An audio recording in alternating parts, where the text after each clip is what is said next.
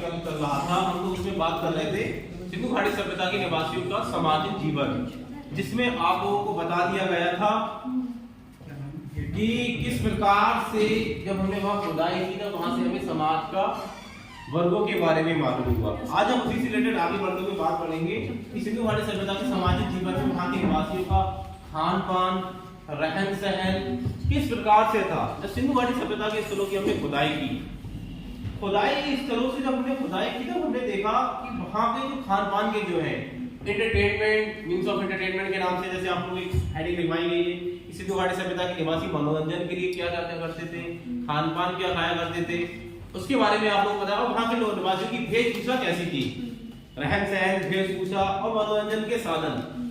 सिंधु घाटी सभ्यता के जब स्थलों की खुदाई की तब हमने पाया कि वहां के निवासी जो थे खान पान में सबसे ज्यादा किसका इस्तेमाल किया करते थे, गेहूं, जौ, चावल, बाजरा इत्यादि का हमें वहां से प्रमाण देखने को मिलते हैं कि जब उनके द्वारा खान पान का इस्तेमाल किया गया।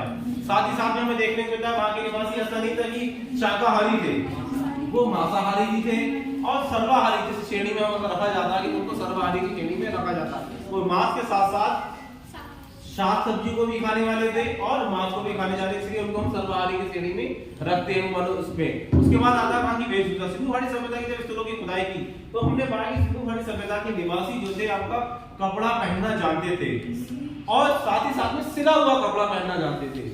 और एक सुई हमें मिली है, सिंधु घाटी सभ्यता के स्थलों से हमें सुई मिली है। इसका एग्जाम्पल है कि वहां के निवासी सिला हुआ कपड़ा पहनने जानते होंगे।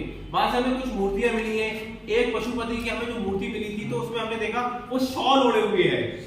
इससे हमें एग्जाम्पल मिलता है कि वहां के निवासी कपड़ा पहनना जानते होंगे और बड़े पैमाने पर वहां का उत्पादन भी होता होगा। और गांधार निर्देश जो एक मशहूर रहा था वहां के निर्देशों ऊनी कपड़ों के लिए, वहां की जो भेड़ थी वो बहुत ज्यादा फेमस थी अपने ऊन के लिए। वहां के निवासी ऊनी वस्त्र भी पहनना जानते थे।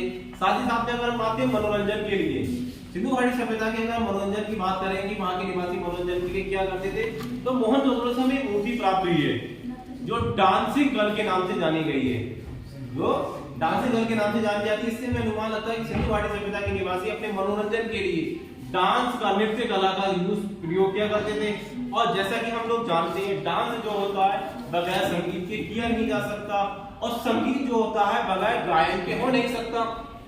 इससे हमें अनुमान लगाया जाता है कि सिंधु घाटी सभ्यता के निवासी अपने मनोरंजन के लिए गायन, नृत्य कला और म्यूजिक का इस्तेमाल किया करते होंगे।